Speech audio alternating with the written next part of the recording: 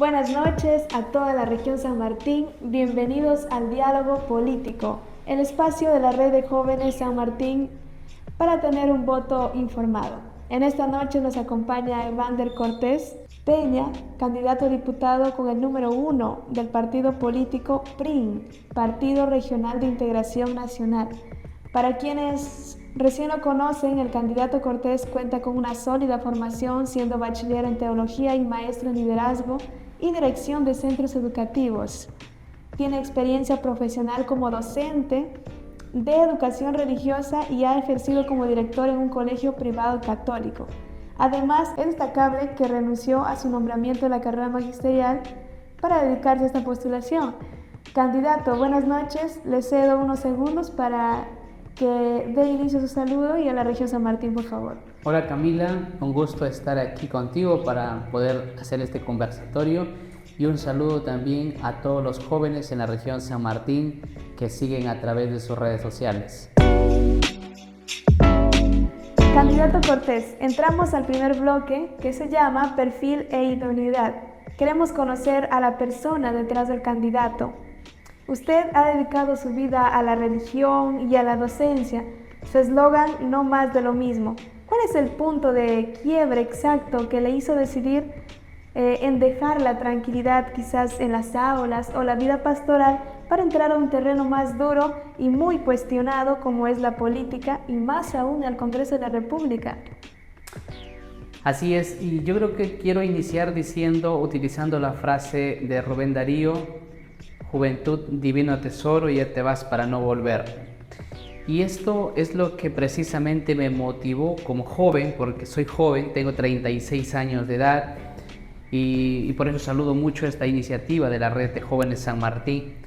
Entonces, con esta vitalidad que uno se tiene en la juventud, con la fuerza, el coraje, la valentía que la tengo, es lo que me motivó precisamente a entrar a este campo tan complicado y, como tú lo dices, Camila, dejando la comodidad de mi familia, de mi empresa, de las aulas, para entrar a este mundo.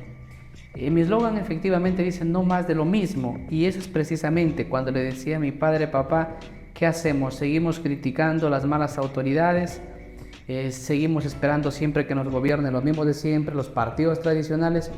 ¿O me sacrifico, porque es un verdadero sacrificio entrar, me sacrifico, dejo la comodidad para entrar a este campo, porque se necesita verdaderamente jóvenes, profesionales, capacitados, honrados, con valores, con virtudes, pero también capacitados y dispuestos a llevar adelante los destinos de nuestros pueblos? Entonces, eso es lo que me motiva al ver los resultados que tenemos de nuestros gobernantes. No más de lo mismo. Yo no quiero que siga siendo la misma realidad, como supongo que tú también, Camila, como joven, quieres que haya nuevas expectativas, que haya nuevas oportunidades, ¿no? Por ejemplo, es muy curioso cuando me comentabas hace poco que te falta muy poco para terminar la carrera de idiomas.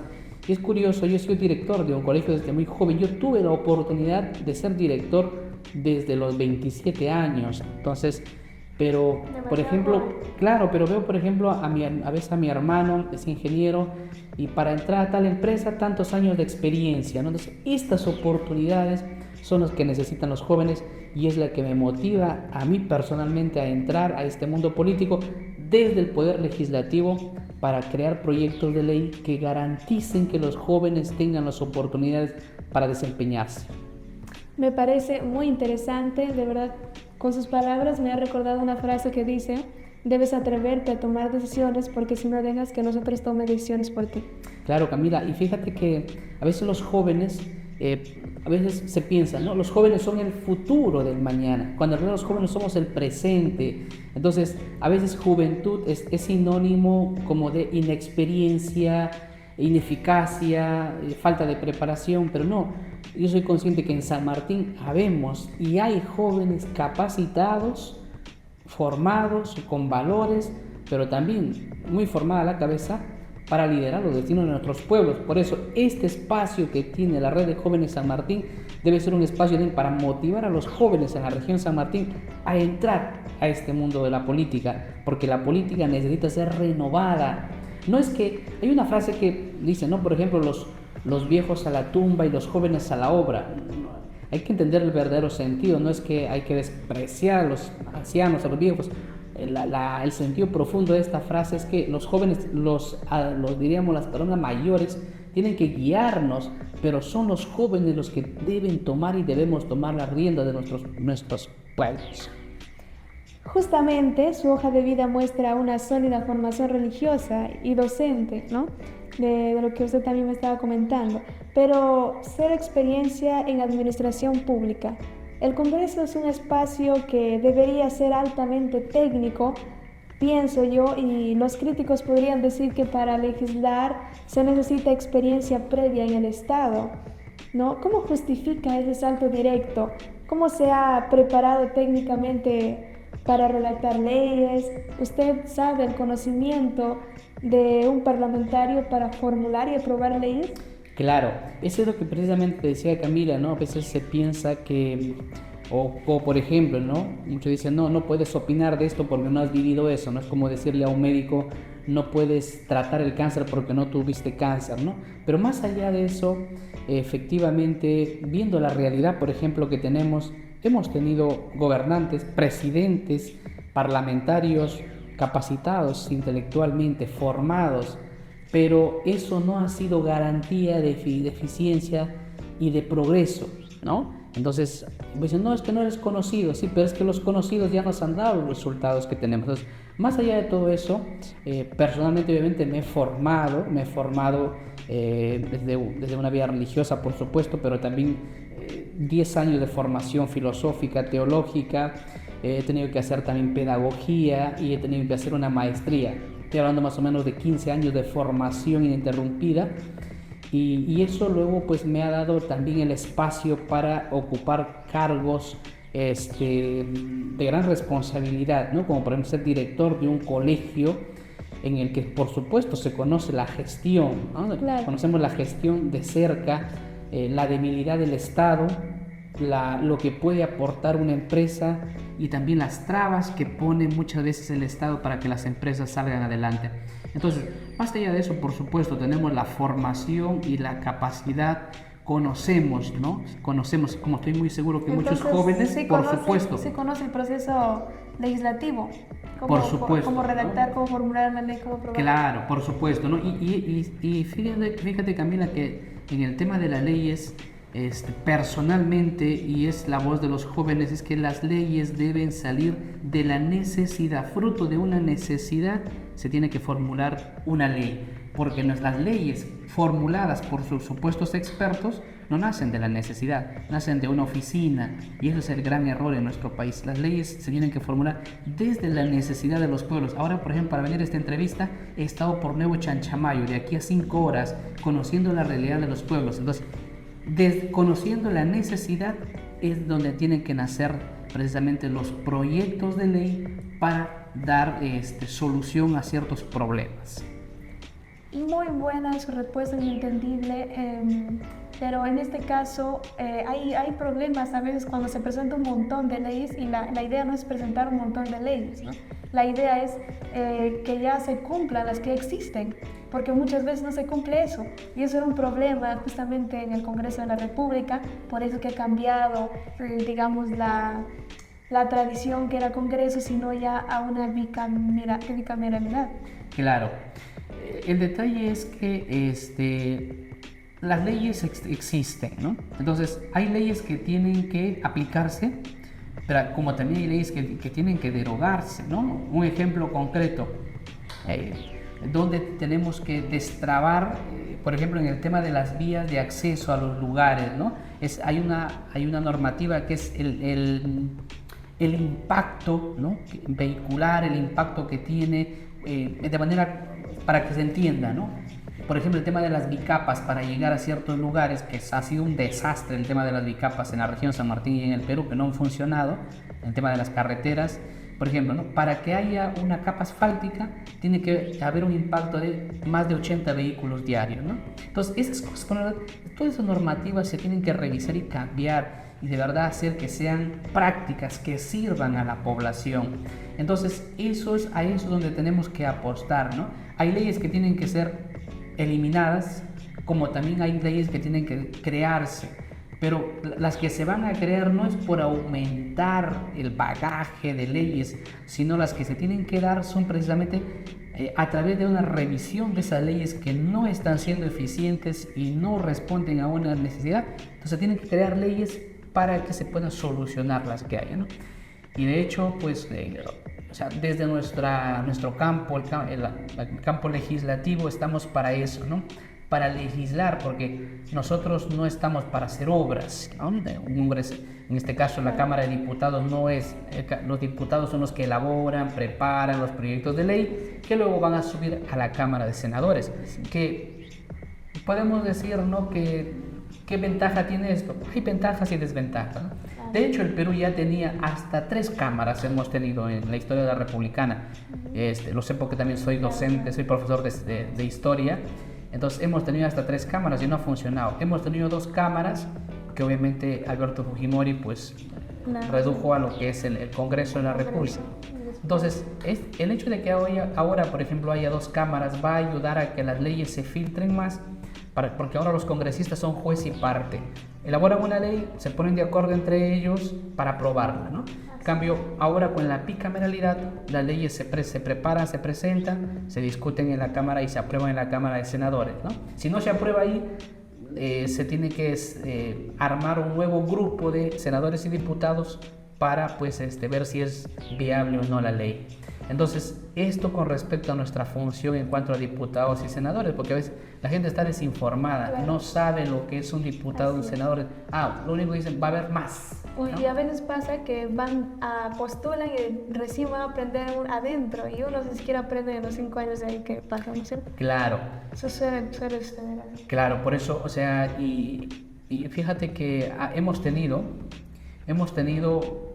congresistas, ¿no? Congresistas de la región San Martín que han entrado ahí por arrastre, ¿no? Porque el partido ha puesto el candidato, u otros porque supuestamente eran grandes dirigentes, pero luego han dado la espalda, ¿no? a quienes los han puesto allí. Entonces, no se trata de ir a aprender, ¿no? Se trata de ir precisamente. Por eso hoy, por ejemplo, cuando estaba en esta zona del Bajo Biabo, me decían los pobladores, usted va a lleve nuestra voz. Yo le digo, no, yo no voy a llevar la voz de ustedes, porque yo soy ustedes también, porque ese malestar y eso que ustedes viven, yo también lo vivo. Entonces yo no voy a llevar la voz de ustedes, porque yo soy ustedes, ¿no? Entonces eso es lo que precisamente quiero hacer en el Congreso, llevar precisamente el sentir de mi población, de los jóvenes que tan olvidados están. Los jóvenes necesitan esas oportunidades también institucionales para que puedan tener, ¿no? el soporte logístico, por ejemplo, como ponemos la red de jóvenes San Martín.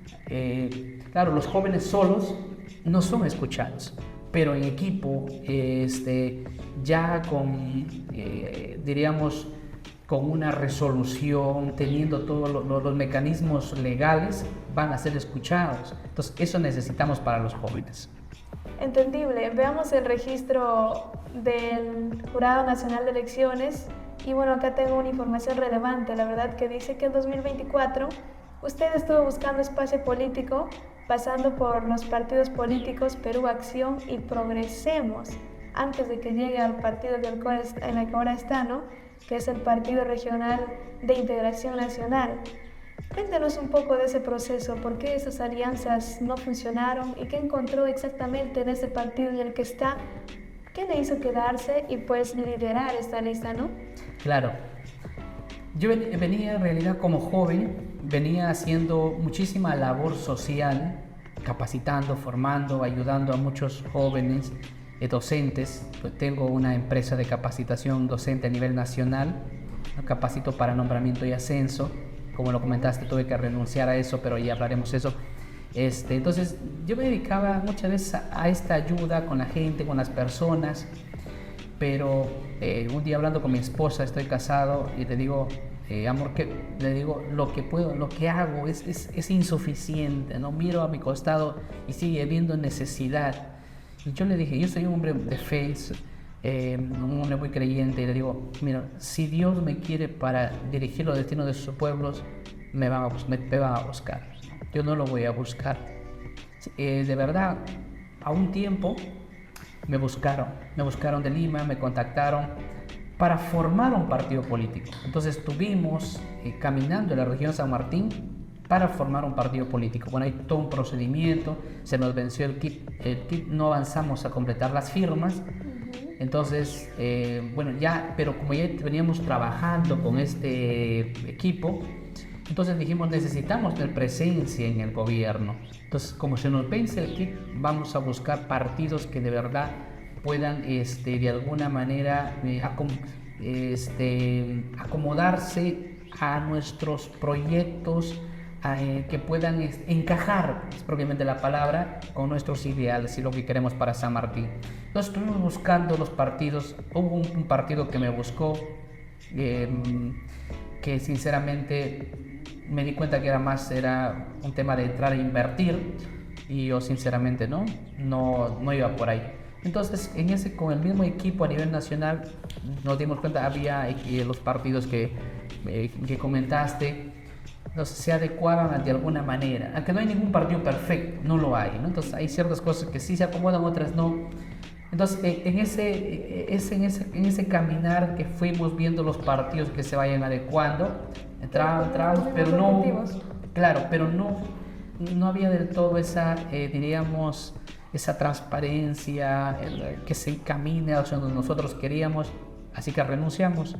Nos quedamos un tiempo y de pronto pues se dio la oportunidad de hacer una alianza, una coalición con el partido PRI. Así llegó al partido PRI. ¿Por qué? Porque el partido PRI nace de la filosofía también de Bukele, ¿no? Walter Chirinos, nuestro candidato presidencial, fue operador político de Bukele en El Salvador en el 2018 y él forma el partido PRI. De hecho, nuestro jefe de campaña nacional es el ministro del Interior de Bukele, que ha renunciado y está con nosotros, es nuestro jefe de campaña. Entonces dije, aquí es, ¿no? Queremos trabajar el tema de la corrupción, la delincuencia, que sea un Estado más eficiente. Entonces encajó el PRI, diríamos, como el partido para nosotros tener este espacio político y llevar adelante nuestros proyectos para San Martín. Así entró al PRI. Perfecto. Me parece interesante, la verdad. Bueno, ¿qué es lo que le ha dejado esos partidos en los que usted estuvo? ¿Cuál es la experiencia que ha obtenido por el paso, ¿no? Claro, uno va haciendo es igual, ¿no? Nuestra vida, no siempre hay cosas buenas, ¿no? Hay cosas que no nos gustan, y igual en el caminar por los partidos políticos, porque llevo caminando desde 2022, lo que me llevó, hay muchas cosas que aprendí, por ejemplo, a tomar y a dejar, ¿no? Entonces, por ejemplo, observé cosas en las que no había transparencia, y a veces los partidos políticos son creados para, diríamos, engordar el ego del presidente del partido o para lucrarse. Entonces, eso es lo que, por ejemplo, observé en muchos partidos, ¿no? Y a veces se pide cuotas, ¿no? Bueno, vas a querer este número, pero vas a tener que pagar tanto. Y eso pasa con los partidos tradicionales y es público. Y en el PRI, nada, cero cuota. Yo lo publiqué en un video, también me muevo mucho en redes. ¿Cuánto pagué por mi candidatura? Cero, ¿no? Lo que se paga es la tasa del Jurado Nacional de Elecciones, pero nada al partido. Entonces, eso es lo que me gusta. Aprendí eso, ¿no? A saber dejar lo que no va de acorde a mí, a mis valores y principios, y acoger aquello que sí me sirve. Excelente. Y justo después de haber escuchado su formación, ¿no? Tanto profesional, personal y política, me interesa mucho la definición ideológica, Estado laico versus la fe, ¿no? Para cerrar este bloque, hablemos de su brújula política por su formación teológica. Es natural asumir que usted tiene una visión conservadora del mundo, sin embargo, en el Perú es un Estado laico, ¿no? Y usted gobernará para ciudadanos de todas las creencias y orientaciones. En el espacio político, ¿se define usted de derecha, de centro o de izquierda? Muy buena pregunta, interesante, y nos lo hacen constantemente los medios de comunicación. Usted eres de partido o tú eres de derecha e izquierda, ¿no? Yo siempre les digo, soy del lado inteligente, ¿no? ¿Y cuál es el lado inteligente? El sentido común, porque todas las ideologías son malas, ¿no? Esos extremos son malos. Entonces, Aristóteles, yo soy profesor de filosofía, ¿no? Entonces Aristóteles dice, in medio virtus. ¿Qué quiere decir eso? La virtud está en el medio, hay que ser equilibrados.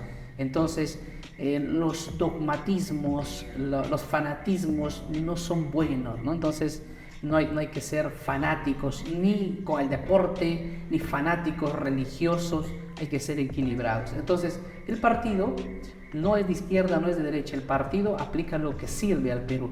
Por ejemplo, ¿no? Los jóvenes deben saber que la izquierda y derecha nace en la Revolución Francesa, año 1789, los que se sentaban al lado derecho que apoyaban al rey y los que estaban al lado izquierdo que no apoyaban al rey.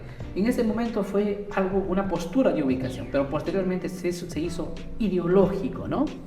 Los que iban en contra del orden, digamos, social, o los que buscaban la justicia social, en fin.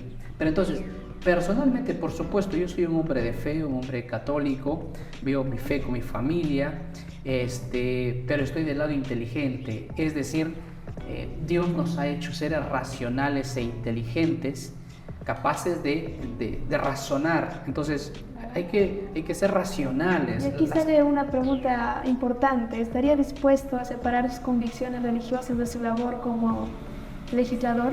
Es que fíjate que la convicción religiosa es parte del ser de una persona, porque si eso es lo que pasa, por ejemplo, ¿no?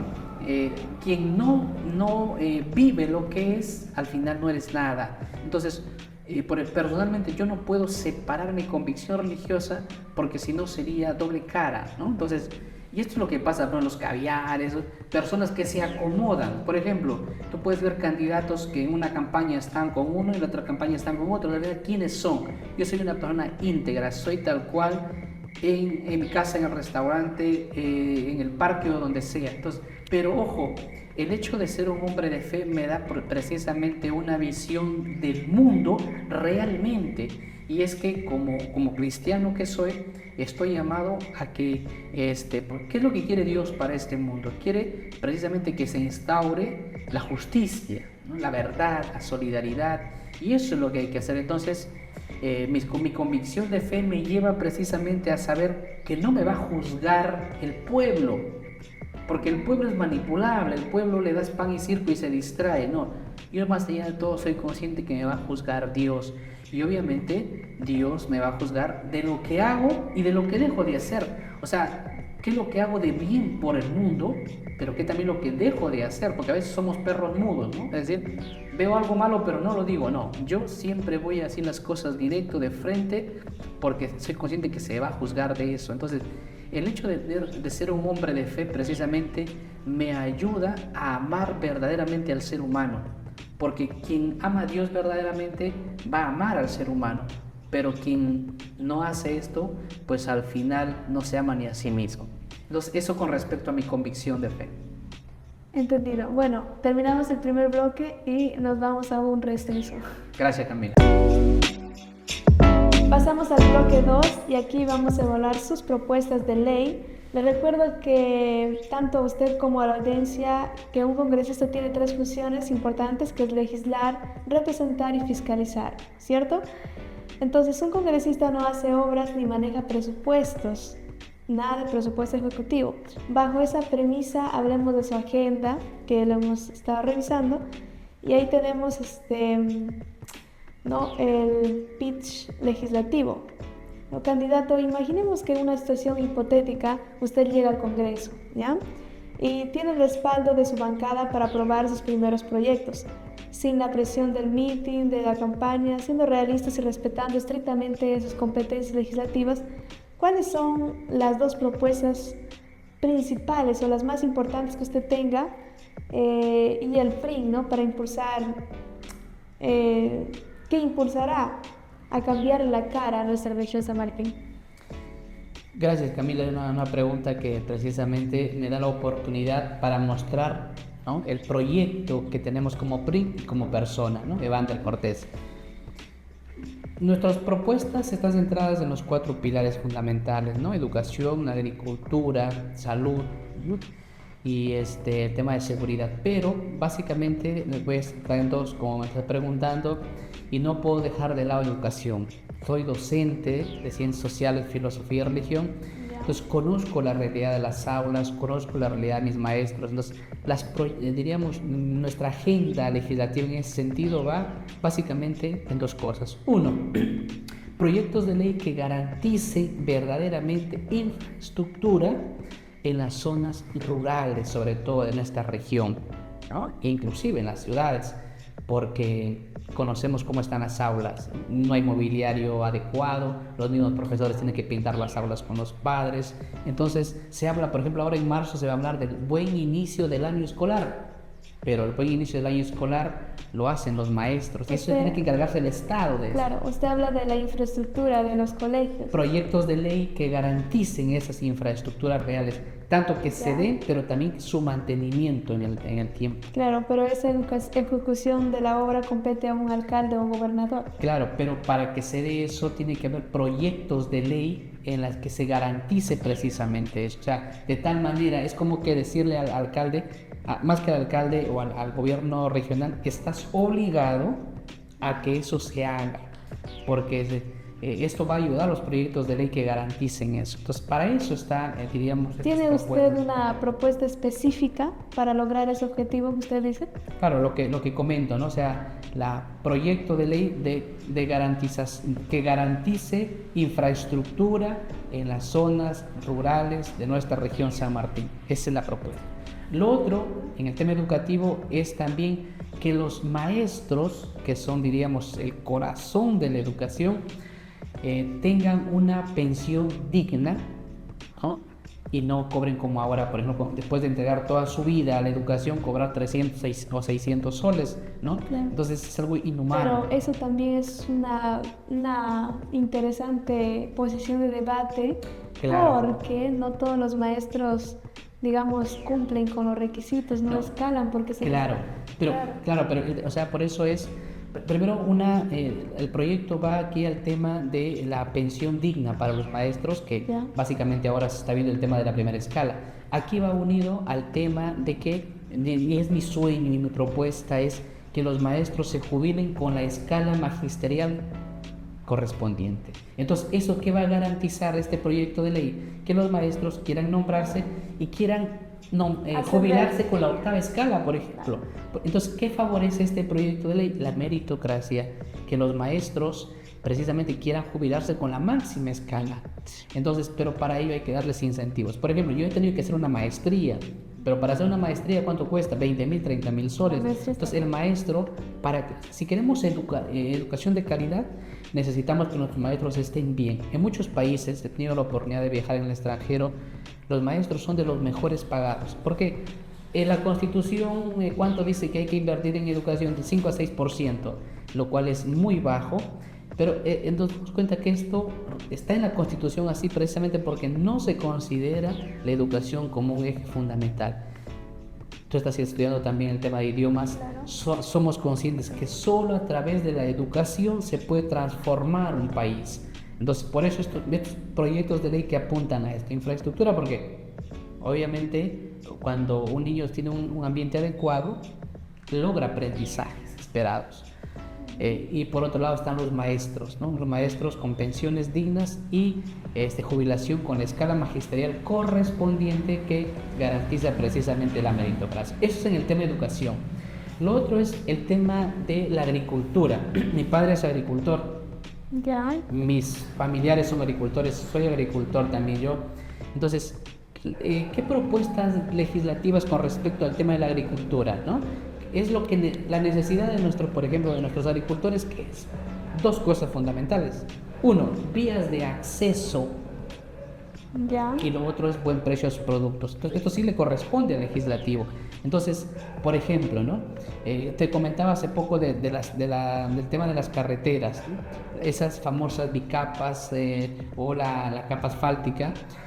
El tema, por ejemplo, en el tema de las vías de acceso, tenemos que elegir proyectos de ley que garanticen vías de acceso a todos los lugares en esta región San Martín, porque eso va a garantizar, porque si no ahora las personas que hacen empujar su moto porque hay mucho barro. Entonces, si hay un proyecto de ley, precisamente va a garantizar estas vías de acceso y el tema de que nuestros agricultores obviamente tengan el precio adecuado a sus productos. Entonces, no se ha legislado ni se ha fiscalizado a favor de esto. Un ejemplo, el tema de las bicapas. Si ustedes se dan cuenta, en la región de San Martín hay muchos lugares en los que hay bicapa, ¿no? Una bicapa es muy simple, no ha funcionado, pero En unos años está realmente claro, buen entonces proyecto. hay que destrabar esas cosas, no se necesita ese impacto que si hay 80 vehículos diarios por esa carretera, entonces sí corresponde a una capa asfáltica. Entonces, por ejemplo, ahí es algo típico de un proyecto de ley que precisamente revise esta normativa y se tenga que cambiar por algo práctico y que sirva a la región. Eso con respecto, ¿no?, al tema obviamente de la agricultura, ¿no? Pero así tenemos obviamente propuestas de ley tanto para también salud y para el tema de seguridad. Interesante. Aquí va una nueva pregunta que me ha parecido interesante, que lo hemos revisado precisamente y nos ha llamado muchísimo la atención, que es la muerte civil para corruptos y delincuentes. Nos parece debatirlo porque usted tiene una formación teológica y muy marcada en el perdón, ¿no? Y por esta propuesta es bastante severa y definitiva, pero no, mire. Claro, y eso es lo que me preguntabas, ¿no? O sea, ¿vas a legislar para todos los peruanos? Por supuesto, ¿no? Claro. Porque cuando las sociedades soy consciente, cuando una sociedad tiene a Dios presente, va a legislar y va a proteger y cuidar mucho al ser humano. Entonces, ¿de qué se trata la muerte civil, no? O sea, la muerte civil significa que toda autoridad o cualquier persona que ocupa un cargo público, si comete corrupción, actos de corrupción, la muerte civil significa que nunca más debe ocupar un cargo público. Esa es la muerte civil. A nivel personal y político, ¿cómo se reconcilia usted? ¿Perdón? A nivel político y personal, ¿cómo se reconcilia usted? Ya, o sea, por ejemplo, ¿no? Esa visión viene de la mano dura con su visión cristiana. Claro, es que, por ejemplo, ¿no? O sea, a quien le corresponde juzgar a las personas, obviamente es Dios, ¿no? Pero eso cuando tenga que presentarse ante Dios. Pero aquí en la tierra, cada uno tiene que ser responsable de sus actos. Es decir, si alguien comete un acto de corrupción, se tiene que aplicar penas. Por eso, por ejemplo, ¿no? Claro. ¿Y cómo ustedes haríamos esta ley para que no sea declarada inconstitucional? Porque sabemos que la Constitución avala, ¿no?, la restricción social. Claro, pero es que por eso precisamente la labor legislativa. La labor legislativa va precisamente porque la Constitución precisamente es la Carta Magna que dirige nuestra nación, pero la Constitución no es una camisa de fuerza. Entonces hay cosas que se tienen que modificar en la Constitución. Por ejemplo, yo no soy, de hecho el partido no es, diríamos, como el eslogan, cambio de la Constitución. ¿Qué pasaría? Nos quedamos sin políticos. Claro, porque eso no es real, eso no es real. No, es que fíjate, por ejemplo, ¿por qué, por ejemplo, en mi casa, ¿no? ¿Por qué mis hermanos son personas de bien? Porque en su momento mi padre, cuando hacíamos algo malo, nos corregía, ¿no? Y tenía que castigarnos. Entonces hay una frase: corrige al niño para no castigar al adulto. Entonces, si tenemos, cuando entré a mi familia, por si acaso, yo les dije, yo, para entrar a la política y acabar con la corrupción, yo, por si acaso, estoy dispuesto a cortar la mano hasta mi propio hermano. ¿Qué quiere decir eso? Demasiado fuerte. Es decir, ¿qué quiere? Es que si mi hermano comete un acto de corrupción, tiene que pagar su responsabilidad. Sí, pero no eres cristiano, por supuesto. Como soy cristiano, pero le tengo que exigir que responda ante su pueblo y ante Dios. Entonces, eso es precisamente nuestro eslogan y yo estoy por eso, si mi partido, ojo, mi partido, me exige, diríamos, como me condiciona a aprobar ciertos proyectos de ley que no salvaguardan los derechos fundamentales del ser humano y que no protejan a la persona, lamentablemente tendré que dejar mi partido, porque más allá de todo eso, yo no me debo a mi partido, sino a mi gente, a mi región. Entonces, como dices tú, ¿no? Quizás nos quedemos sin políticos, pero tenemos que iniciar. Es que si no, vamos a seguir siempre con lo mismo. O sea, por eso es castigos severos. Si tenemos, por ejemplo, en el tema de la policía, si un policía comete actos de corrupción, tiene que ser públicamente separado, cadena perpetua. Y si nos quedamos sin policía, sí, pero es que eso precisamente así se hacen los cambios. Los cambios no se hacen con medias tintas, se hacen haciendo radicales precisamente. Excelente, bueno, está bien. Gracias por su respuesta. Y también lo que me ha llamado también la atención es que usted dice que usar el presupuesto sobrante para gasto corriente, ¿no? Sabemos que la ley actual es muy estricta al separar obviamente el dinero de la inversión, del gasto corriente, que son sueldos, consultorías, papelería, precisamente para evitar que los fondos se desarrollen o se gasten en burocracia, ¿no es cierto? ¿Cómo funcionaría su propuesta exactamente? Claro.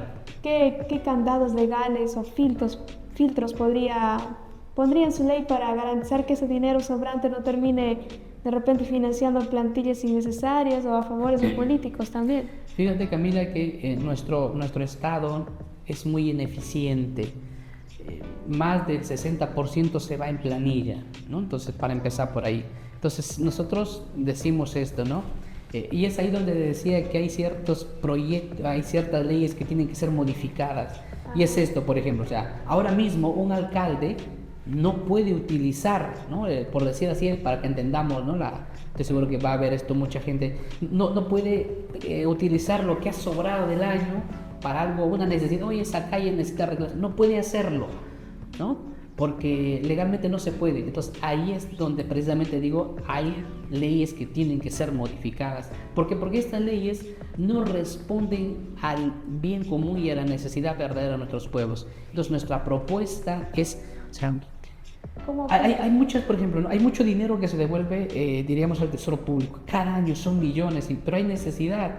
Entonces, ¿qué se tiene que hacer con eso? La propuesta legislativa es precisamente que para que este dinero no vuelva al tesoro público, en este caso los gobiernos regionales puedan utilizar este dinero para el pago de la deuda social. O sea, ojo, no es que se queda para que lo administre el gobernador y su gente se repartan, no, sino que este saldo, bien, se tenga que utilizar en el pago de la deuda social. El pago de la deuda social, para entendernos, televidentes también, es el tema de salud y el tema de educación. Hay una deuda con los maestros, hay una deuda en el tema de salud.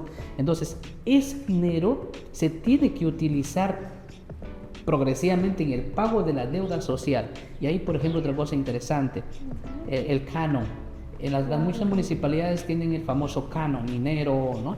Pero hay municipalidades que son más pobres, no tienen recursos, ¿no? Entonces, nuestra propuesta va por ahí también, que el canon sea distribuido con las municipalidades que tienen menos recursos.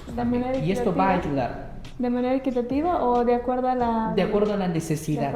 Porque hay municipalidades que su fondo común es muy poco, otras que son más. Entonces, de acuerdo a la necesidad. Entonces, ¿qué hacemos con esto? Eso es práctico, es decir, lo que sirve. Hay mucha burocracia en el Estado. Entonces, eso es lo que busca también el partido político PRIN. Un Estado eficiente, práctico. Quitarse de tantos papeles, sino lo que sirve verdaderamente. Ok, me parece muy interesante. Y pasando al sello joven y nuestra realidad regional, me gustaría que hablemos sobre este tema que es muy importante. Ahora casi el 30% de los electores de nuestra región son jóvenes, ¿no? Apelando directamente a tu experiencia como docente y sacerdote, ¿cuál identifica usted como el problema más crítico que hoy le corta las alas a la juventud, ¿no? Sanmartinense, y lo más importante, ¿no? ¿Qué proyecto de ley específico va a redactar para solucionar ese tema, ¿no? De que los jóvenes a veces no tienen oportunidades, más que todo en este caso? Claro, por ejemplo, el tema de los jóvenes es algo que a veces no se le toma muy en cuenta. Por eso desde aquí, desde mi persona, los jóvenes estoy seguro estarán verdaderamente representados, ¿no? Porque, por ejemplo, ¿no? En San Martín, nuestros jóvenes, hay que separar, ¿no? Por ejemplo, muchos jóvenes que están en la parte rural, para que puedan salir adelante necesitan salir a la ciudad, pagar un cuarto, una pensión, entonces ahí en ese sentido, y también como partido tenemos esto, ¿no? Que los jóvenes tengan acceso precisamente a institutos y a universidades, ¿bien? Porque solo la educación va a transformar un país. Entonces, una cosa clave para acabar con la pobreza es educándose, ¿no? En los pueblos, por ejemplo, señoritas de 13, 14 años están embarazadas y siguen la misma cadena de sus padres. Su madre también se embarazó a esa misma edad y vive pues de una manera precaria. Entonces, la educación ayuda a romper también la pobreza en las familias. Entonces, los jóvenes necesitan esas oportunidades para que puedan estudiar. Entonces, aquí en la región San Martín, por ejemplo, aquí Entonces, para tenemos, usted, el caso más crítico de los jóvenes que no pueden estudiar. por supuesto, que los jóvenes tengan oportunidades para que puedan desarrollarse, ser profesionales. ¿Ya? Es algo que a mí me preocupa mucho, ¿no? Ahora mismo recorriendo la región, hace poco un joven terminó, dice, el colegio, pero es que dice, irme a estudiar a Tarapoto no me alcanza, mis padres no tienen. Entonces, el Estado precisamente tiene que velar para que los jóvenes puedan salir adelante. Ejemplo concreto. Pero hay un problema justo porque, por ejemplo, el programa de ayuda, ¿no?, de las becas, y ahora está teniendo un gran problema, ¿no? Si usted no se ha enterado, ¿no?, que es una ayuda muy importante para los jóvenes, muchos jóvenes, que bueno, de acuerdo a las condiciones, ¿no?, extrema pobreza, o que han sido afectados por el Bajo Guayaga y cosas así, incluyendo comunidades nativas, tienen esa oportunidad de postular a estas becas, sobre todo la beca 18, ¿no? Ya hay, pero ahorita tengo un problema, un grande problema. ¿Qué usted solucionaría Claro. eso? O sea, el problema en este tema, por ejemplo, es que no se fiscaliza adecuadamente. Entonces, hay jóvenes que tienen las posibilidades económicas y están becados con estos programas, por ejemplo, ¿no? Que quitan ese cupo a alguien que verdaderamente lo necesita. Entonces, ¿dónde está el problema aquí? No en los jóvenes, sino precisamente en el Estado para aplicar estos programas. Entonces, esos programas tienen que dirigirse precisamente a jóvenes que verdaderamente lo necesitan, no a ciertas ayudas por amistad. Es que, bueno, yo te ubico en el censo de que eres extrema pobreza para que puedas recibir esta ayuda.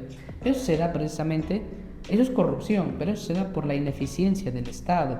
Los programas para ayudar a los jóvenes deben darse, por supuesto, pero tiene que haber una verdadera fiscalización para que sea real, efectivo estos programas sociales y no se beneficie a los que tienen y los que deberían tener este apoyo no lo tienen. Eso pasa en pensiones 65 igual.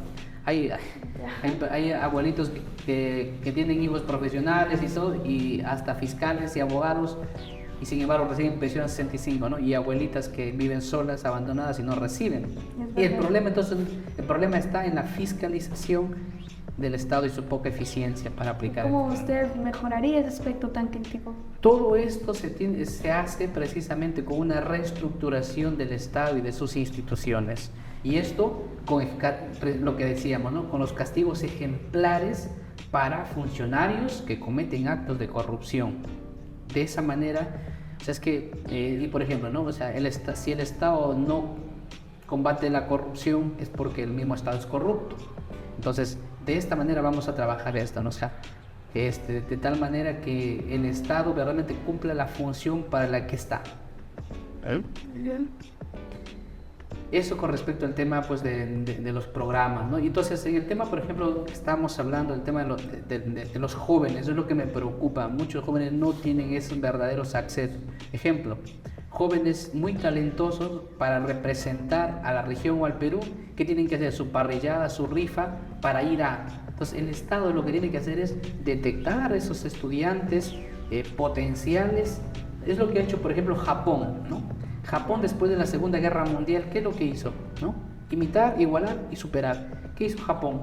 A todos sus estudiantes que veía con muchas capacidades, los envió a Estados Unidos, los envió a países emergentes, ¿no? Vayan, les copien, imiten, vienen acá y lo superan. Entonces, y así Japón ha salido adelante. Pero, ¿qué hace el Estado con nuestros jóvenes talentosos? Hay muchos jóvenes talentosos en el país que se truncan y el país tiene ahí muchas capacidades, ¿no?, que estamos desperdiciando. Entonces, eso con respecto al tema de nuestra juventud, ¿no?, y que los jóvenes se encuentren verdaderamente representados y que su voz sea escuchada. Y que se les dé, lo que comentaba también al inicio, que se les dé esas oportunidades, ¿no? Eso de que 3 años de experiencia 4 años de experiencia esas cosas tienen que revisar. Hay que crear en ese sentido, proyectos que ayuden a que los jóvenes tengan oportunidades. Hablaba, por ejemplo, de proyectos sociales, ¿no? Claro, o sea, por ejemplo, ¿no? Lo que hay ciertas instituciones del Estado, por ejemplo, como Indecopi, que a veces es una traba para las empresas, muchas veces es una traba. Entonces, de la misma manera, ¿no? O sea, hay instituciones del Estado que no están siendo eficientes. Entonces, en este sentido, se tiene que trabajar para que los jóvenes tengan esas oportunidades reales para que puedan salir adelante. Sí, entendible. Me parece interesante, ¿no? La educación, sobre todo, está como poniendo como eje central de todas sus propuestas y sus proyectos de ley. Bueno, como docente conoce la realidad del magisterio, pues a mí también me interesa mucho porque yo salgo como licenciada en educación, ¿no? Con especialización de inglés-francés. Bueno, en el Congreso siempre hay debate tenso sobre la evaluación de los maestros, ¿no? Y el rol de SUNEDU con las universidades. ¿Usted es partidario de una evaluación docente estricta y meritocrática o cree que el Ministerio de Educación está abusando de los profesores? ¿Cuál sería su postura, ¿no? Frente al Estado de la SUNEDU, que ha perdido su capacidad de fiscalizar a las universidades también, que es otro problema? Claro, hay instituciones que cuando se politizan pierden la razón de ser, ¿no? Entonces están para servir a ciertos favores, ¿no? Privados. Entonces la SUNEDU tiene que cumplir su papel de fiscalización y de garantizar que las universidades ofrezcan verdaderamente carreras que sean reales, ¿no? Y que no solamente sea un cartón. Entonces esa es la labor de la SUNEDU, ¿no? Entonces a nivel personal y también desde el partido avalamos el hecho de que el docente tiene que ser evaluado. Un docente no se puede correr de la evaluación porque un docente evalúa constantemente, ¿no? Entonces, ¿usted es estricto de la evaluación? ¿Cree que sea más estricta aún? ¿O, por ejemplo, meritocrático? ¿Cree que, claro, que ya está siendo demasiado estricto? No, como docentes sabemos que quien no, y es igual, ¿no? Quien no lee, quien no estudia, se seca, ¿no? Un médico que no estudia cada día, pues no va a avanzar. Entonces un docente tiene que estudiar constantemente. Entonces la evaluación tiene que ser constante, pero tiene que ser real también, ¿no? En ese sentido, de lo poco que hay en el Estado, la evaluación a los docentes, un docente para que se nombre ahora mismo es meritocrático, ¿no? Porque hay que aprobar un examen nacional, lo que se llama la PUM, pero luego también hay una etapa descentralizada que yo le he pasado, yo he estado nombrado. Y entonces, pero por ejemplo en salud no se ve eso de ahí, años de experiencia, expediente o un fiscal. Muchas instituciones no se da la meritocracia. En educación, sin embargo, sí se está apostando por una verdadera meritocracia. ¿Pero por qué? Porque si tenemos bien el tema de educación, docentes que se les exige, vamos a tener una buena educación. Ahora, por otro lado, ya hablaremos en algún momento también el tema de la currícula, ¿no? Que es un copia-pega, que bueno, dice mucho de lo que, o sea, que no responde a nuestra realidad, ¿no? El currículo nacional de educación básica regular. Bueno, nuestros estudiantes tienen que desarrollar el juicio crítico, ¿no? Porque nuestro plan curricular responde a ser siempre obreros, ¿no? Y a no ser jóvenes emprendedores que pongan empresa, que salgan adelante. Estamos hechos como para ser trabajadores siempre, ¿no? Y obedecer. Entonces es importante en ese tema. Bueno, entiendo su postura, la verdad. Y bueno, creo que hablamos también de usted de que ha venido a apoyar la agricultura, ¿no es cierto? En ese caso, hemos hablado de que el acceso es un poco difícil, me ha comentado un poco, pero tiene aparte de eso otras leyes, ¿no? Otras ideas de leyes para agroindustrializar. Sabemos que la región San Martín es una región súper altamente agrícola que exporta muchos productos, ¿no? Empezando por el cacao, el café, el maíz. Entonces, ¿cómo va a legislar usted para apoyar económicamente a estos quizás cafetaleros, ¿no? O pequeñas empresas que sin eso que signifique el permiso legal, ¿no? Para seguir como... Claro. O sea, y también muy importante que no perjudique la deforestación de nuestra Amazonía. Claro, o sea, lo que va a hacer que nuestra región crezca es la agroindustrialización, ¿no? Los países, entre comillas, de primer mundo quieren de los países del tercer mundo que solo seamos materia prima, ¿no? Entonces, ejemplo práctico, sacamos el café de aquí, el mejor café, se va a Colombia y vuelve café Valdés, ¿no? Entonces, pero es el café Alto Mayo, un ejemplo, ¿no? Entonces, ¿qué necesita nuestra región? Agroindustrialización. Para que se entienda es que los productos que salen de San Martín se les dé el valor agregado, no solamente vendamos materia prima. San Martín es eminentemente agrícola, ¿sí? La agricultura es fundamental en San Martín.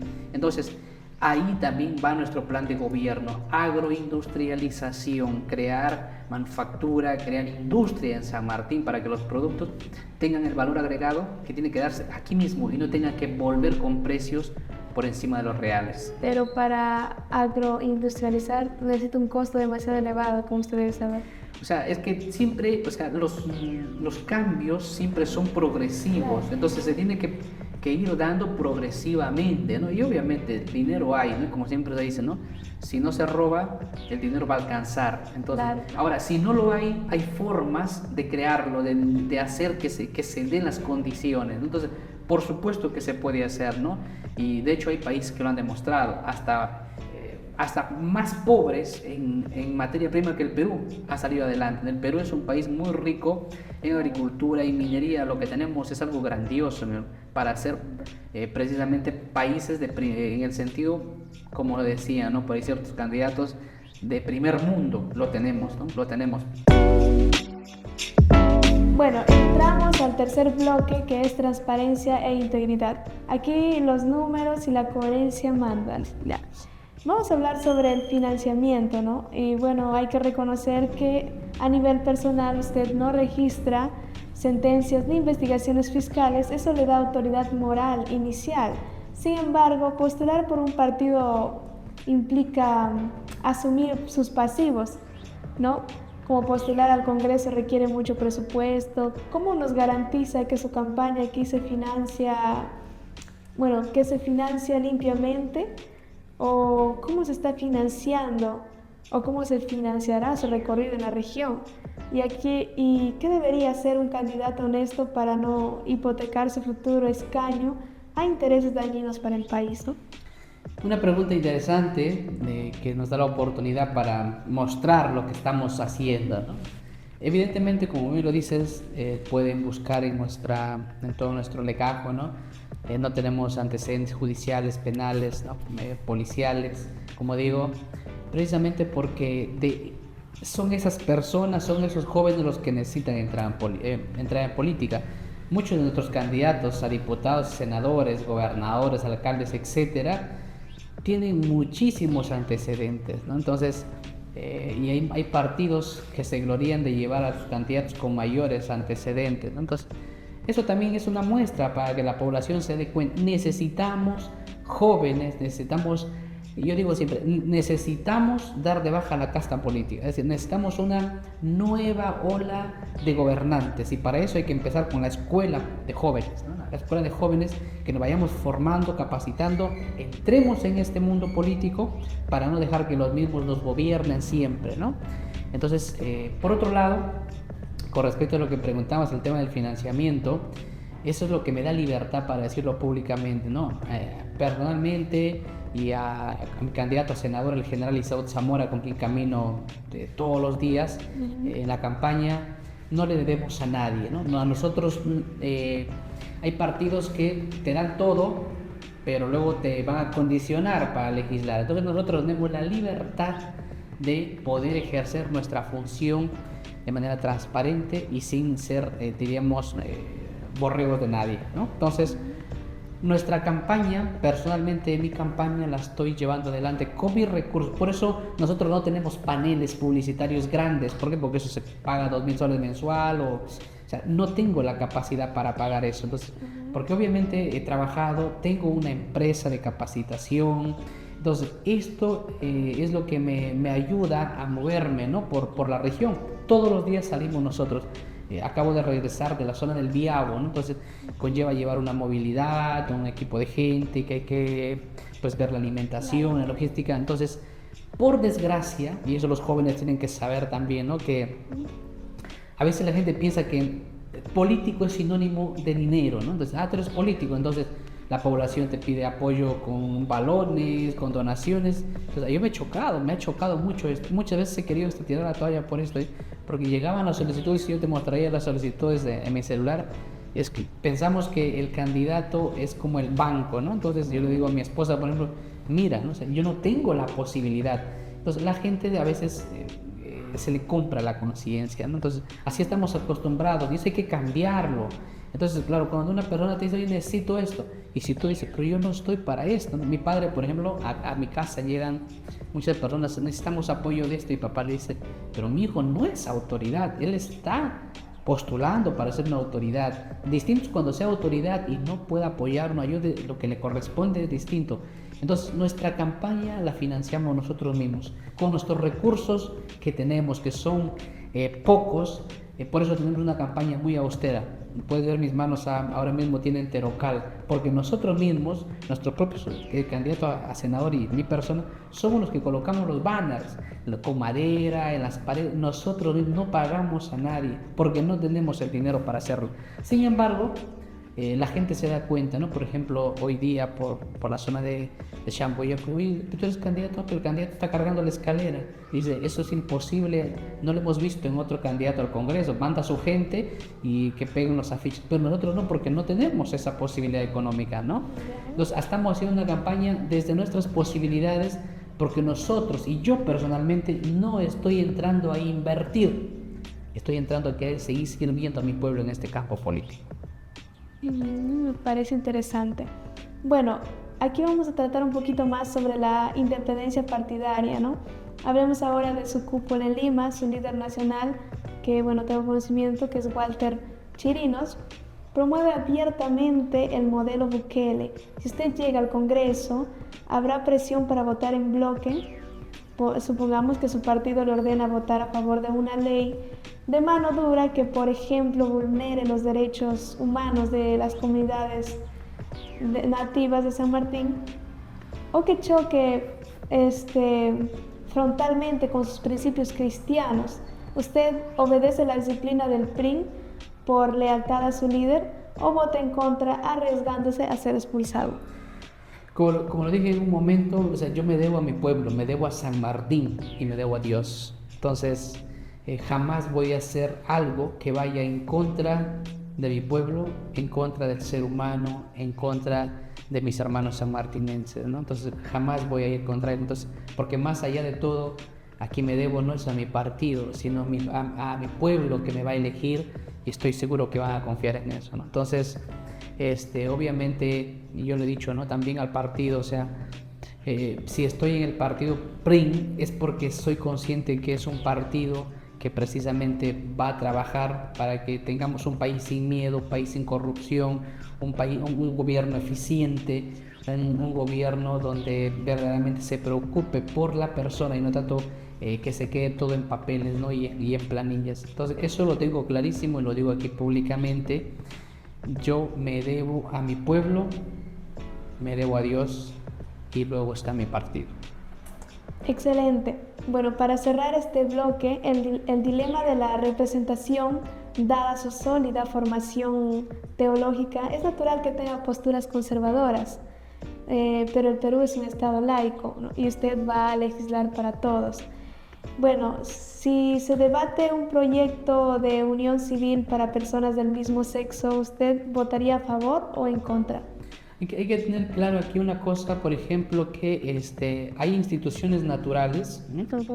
Y hay instituciones, y las instituciones naturales hay que respetarlas, porque nuestra postura está siempre defender la naturaleza, ¿no? Que es lo que verdaderamente responde. Entonces, el matrimonio históricamente nace para proteger a la mujer. O sea, esto, conociendo un poquito de historia, el matrimonio, matris munus, significa la protección de la madre, nace para proteger precisamente a la mujer, ¿no? En el Imperio Romano nace así el matrimonio, ¿no? Entonces, de viene la matriz. Entonces, un niño tiene obviamente siempre el derecho a tener lo que no tiene. Entonces, en este sentido, que por ejemplo, ¿no? En este caso la unión civil, o sea, el Estado, lo que pasa es que a veces queremos que el Estado legisle en cosas que no le compete, que no le corresponde. O sea, entonces hay cosas que el Estado tiene que legislar.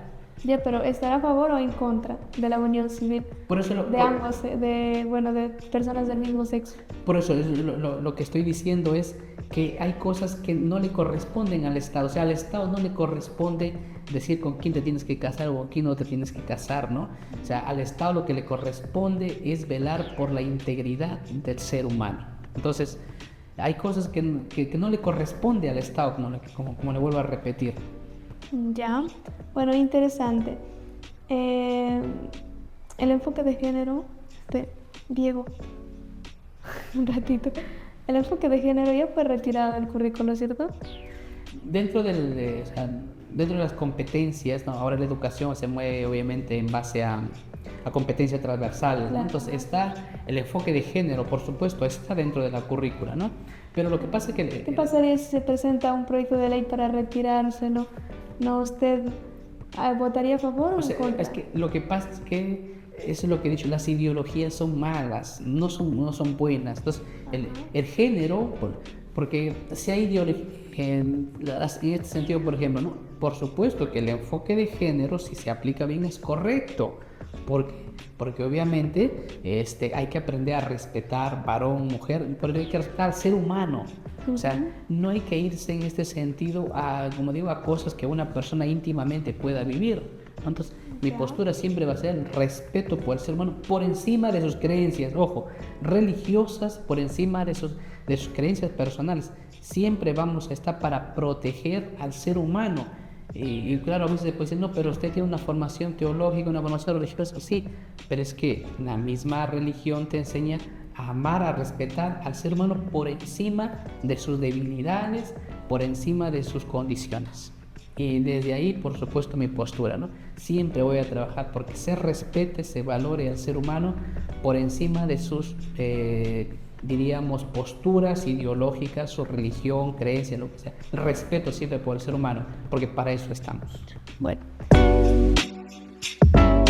candidato Evander Cortés, superando la prueba obviamente que hemos pasado, tiene 60 segundos a la cámara y le pido que no use su eslogan de campaña, hable directamente a la región San Martín y a los jóvenes.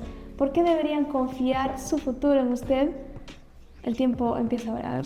Muchísimas gracias. Desde aquí, un agradecimiento a la Red de Jóvenes San Martín que nos ha dado esta oportunidad, este espacio para que conozcan más de mi persona y de nuestras posturas legislativas. ¿Por qué tenemos que apostar por Evander Cortés Peña y por el PRI? Porque no queremos más de lo mismo y necesitamos que jóvenes formados, jóvenes con valores, entren a este campo político, porque soy consciente que los jóvenes sí estamos capacitados para dirigir los destinos de nuestros pueblos. Jóvenes no significa ineficiencia, no significa inexperiencia, no, joven es sinónimo de capacidad, de fortaleza y de coraje para acabar ahora mismo con la corrupción. Entonces, desde aquí invito a todos a que este 12 de abril apuesten por Evander Cortés Peña como candidato a diputado por el número 1 con el partido político PRI. ¿Por qué? Porque más allá de todo a quien me debo es a mis abuelos, a mis padres, a mi región San Martín y sobre todo a Dios, que siempre iba a querer una región y un país mejor. Muchísimas gracias.